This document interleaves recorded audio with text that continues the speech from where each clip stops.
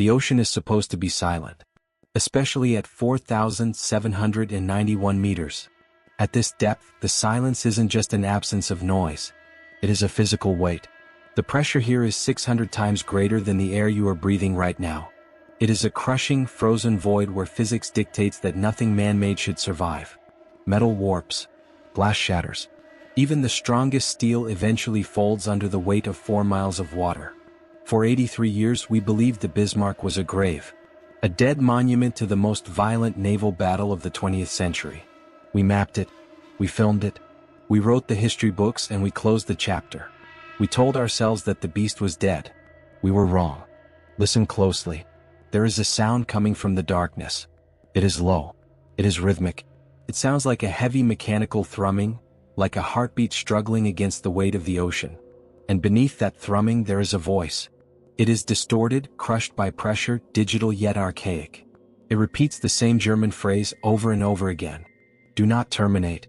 Signal active. Protocol 9. This isn't a ghost story.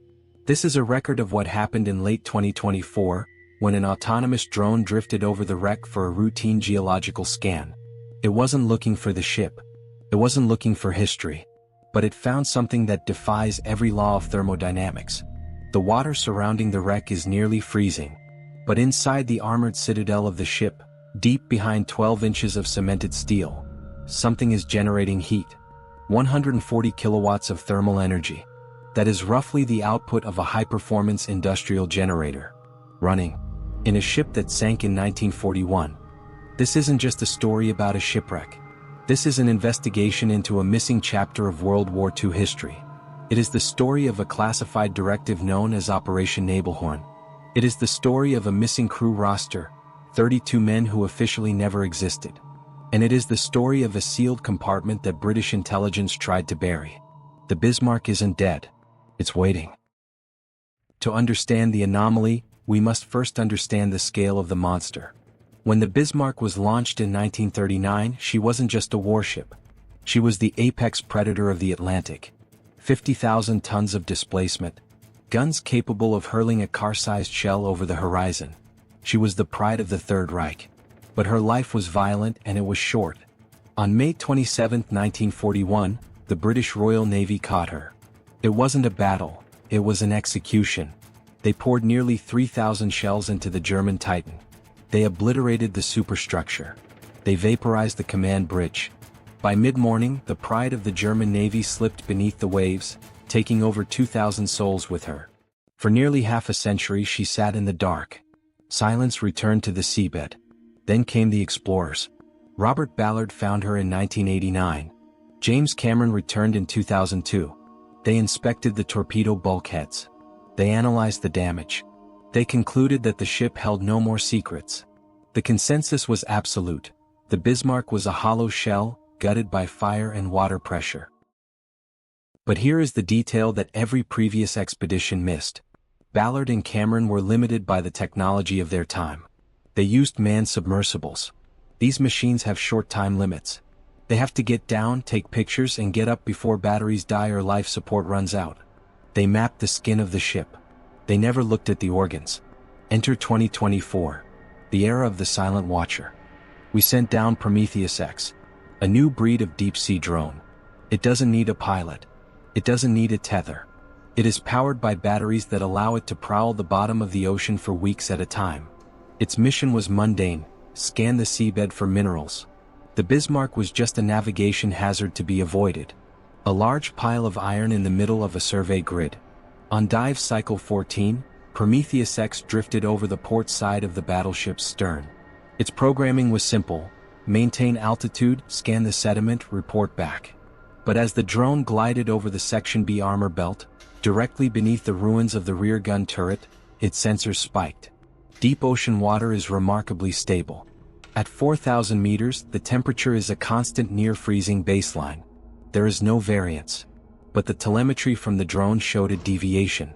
A plume of water, rising from a sealed section of the hull, was measuring 4 degrees warmer than the surrounding ocean.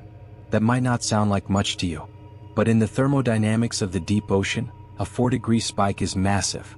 It implies an active energy source. Iron rusting produces a tiny amount of heat, but not this much. Not after 80 years. This wasn't a chemical breakdown. This was exhaust. The operators on the surface ship initially thought the drone was malfunctioning. They commanded Prometheus to circle back. They told it to look closer. And that is when the drone saw the leak. It wasn't oil. It wasn't fuel. Illuminated by the drone's spotlights, oozing from a cracked rivet hole, was a thick, clear, gelatinous substance. It looked like slime. But it was pulsing. The Bismarck was bleeding. And whatever was inside was trying to communicate. Finding a heat source was disturbing. But what the drone brought back to the surface turned this mission into a classified incident. Using a robotic claw, the team scraped a 5-gram sample of the gel. They expected it to be biological, maybe a colony of bacteria feeding on the iron. They were wrong. The lab results came back with something impossible. The substance was synthetic. It was a high-viscosity polymer, almost identical to the fluid used today to cool supercomputers and server farms. It's a dielectric fluid, a liquid that absorbs heat but doesn't conduct electricity. Here is the problem. The Bismarck was built in Hamburg in 1936. This type of synthetic fluid wasn't mass-produced until the mid-1950s. So, why was a World War II battleship bleeding modern coolant? Historians have long known that the Third Reich was obsessed with wonder weapons. Jet engines, rockets, acoustic torpedoes. But this fluid suggests something else entirely. It suggests that deep inside the ship, behind the armored belt, there was a system that required advanced thermal management. A system so sensitive that it couldn't be cooled by seawater. A system that generated so much heat, it needed to be bathed in a synthetic gel that didn't officially exist yet. And this gel wasn't just sitting there. It was pressurized. The leak wasn't passive, it was being pushed out. While the chemists were baffled by the gel, a second anomaly surfaced in the archives. And this one wasn't chemical. It was human.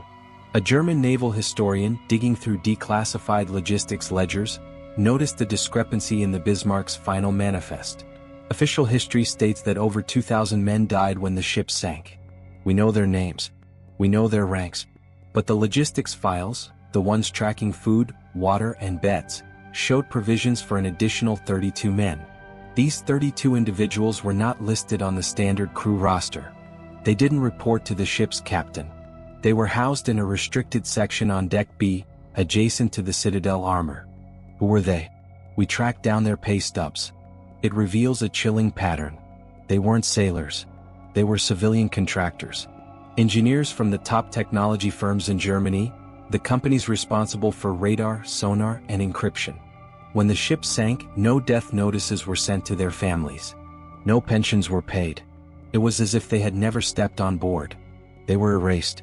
The presence of these 32 ghosts points to a singular conclusion. The Bismarck wasn't just a battleship. It was a transport vessel for a classified prototype. A black box project managed by a private team, completely separate from the naval chain of command. Unlike the rest of the crew, these men didn't have battle stations. Their only job was to guard the compartment that is now leaking thermal fluid into the Atlantic. Back in the deep, the mystery was about to get louder. 9 hours into the dive, the drone's acoustic sensors picked up a pattern. At first, the team dismissed it as a reflection, their own sonar ping bouncing off the armor plate. But reflections are instant. This signal had a delay. 3 short, 3 long, 3 short. The universal cry for help. It's a haunting thought. A trapped sailor banging on the hull with a wrench, waiting for a rescue that never came. A ghost signal echoing through time. But the audio analysts noticed something wrong with the rhythm. Human Morse code is messy. In a panic, people tap frantically. The timing varies. But this signal was mathematically perfect. Each dot was exactly 100 milliseconds. Each dash was exactly 300 milliseconds. The gap between repetitions was exactly 62 seconds. No human hand can do that. This wasn't a survivor banging on the wall. This was an automated relay. A machine. And then the signal changed. After 4 loops of SOS, the transmission shifted into a complex, high-speed digital screech. This is known as a handshake protocol. The machine inside the ship wasn't just broadcasting blind distress. It had detected the active sonar of the drone. It recognized it was being pinged. It switched from SOS to data transfer. It was trying to talk to the drone. The implications are terrifying. The Bismarck has been underwater for 83 years. Batteries die. Generators corrode. Wires rot. For this system to still be active, to be capable of detecting a modern sonar ping and responding with a specific data handshake, it means the power source isn't chemical batteries. It means the ship is running on something else. Something that doesn't run out. The drone team didn't know what they had woken up. But 80 years ago, a British intelligence officer in Newfoundland did. And he was terrified enough to bury the evidence in a file that was never meant to be opened. While the drone was recording the heartbeat of the ship, a final piece of the puzzle emerged on land. It came from an estate auction in Munich. The personal effects of a deceased engineer included a set of technical schematics labeled Project Foghorn 7. For decades, historians assumed this was a rejected concept for a radar system. But when you overlay this blueprint onto the Bismarck's hull design, it fits perfectly into the empty space behind Section B, the exact spot where the drone detected the heat bloom. The schematic details a shock-hardened computational core, a sealed, spherical pressure vessel suspended on hydraulic dampeners, designed to remain operational even if the ship around it was destroyed. Its purpose? It wasn't just a fire control computer. It was an autonomous tactical data recorder. An analog black box designed to encrypt battle data, calculate firing solutions, and, crucially, broadcast coordinates to the German High Command using high-yield, low-frequency acoustics. And the coolant required for this high-voltage system? A silicone-based dielectric gel. The pieces suddenly fit. The Ghost crew were the technicians maintaining this core. The heat is the system's vacuum tubes and magnetic relays still drawing power. The gel is the coolant leaking from the fractured seal. But the blueprint reveals one final, terrifying detail. A failsafe labeled Command 9. Returned to the British intercept from May 27, 1941. The message sent from the sinking ship: Execute Signal 9. Vessel integrity compromised. Lock initiated. For 80 years we thought this was a final goodbye. It wasn't. Signal 9 was the activation code for the core. The moment the ship realized it was dying, the system didn't shut down. It did exactly what it was programmed to do. It severed connections to the bridge. It sealed the blast doors. And it switched to survival mode. It locked the 32 technicians inside to ensure the machinery was tended to until the very last second. They were sealed in their own tomb, forced to keep the machine alive while the water rose around them. The power source isn't magic. The schematics show a radium isotope thermal generator. A nuclear battery. Primitive, dirty, and dangerous. Designed to last for decades. They are decaying now, leaking heat and radiation, but they are still running. When the modern drone hit the hull with active sonar, the core woke up. It perceived the sonar ping not as a survey drone, but as an enemy vessel. The handshake protocol wasn't a cry for help. It was a targeting solution. The Bismarck was trying to lock its guns onto the drone, unaware that its guns have been rusting on the seafloor for a century. There is a concept in philosophy called technological necromancy. It is the idea that we put so much of our intelligence into our machines that they effectively gain a soul. A mechanical ghost that lingers long after the creators are gone. The Bismarck anomaly isn't a monster. It's a tragedy. Down there, in the crushing dark, a primitive computer is still fighting World War II. It is checking its sensors. It is cooling its circuits with its synthetic blood. It is waiting for orders from an admiral who has been dead since 1941. The Royal Navy sank the ship. But they didn't kill it. The drone team left the site 3 days later. They marked the coordinates as a hazardous zone. The official report lists the anomaly as an unstable environmental hazard. But the audio recordings tell a different story. As the drone ascended, leaving the wreck behind, the hydrophones picked up one final transmission from the core. Waiting for input. Waiting for input. Still waiting. And as long as that nuclear battery holds, the Bismarck will keep watching the dark, ready to fight a war that ended 80 years ago. Some things are better left buried.